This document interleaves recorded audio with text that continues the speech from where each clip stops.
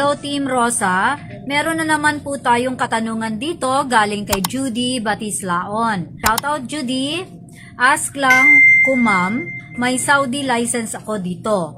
Pwede ko bang gamitin diyan sa Pinas kung magbakasyon ako?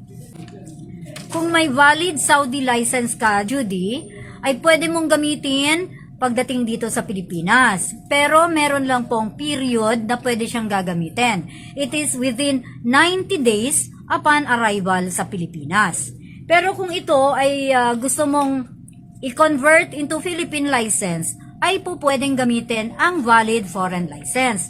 Kailangan mo lang kumuha ng medical certificate from LTO accredited clinics at clear copy ng iyong foreign license, yung harap at likod, at kopya ng visa page ng iyong passport kasama na ang last page stamp with arrival sa Pilipinas. Sa foreign license to Philippine license application, pwede kang mag-apply up to 4 codes. Yun yung A, A1, B, at B1. Ito ay meron din pong validity for 5 years.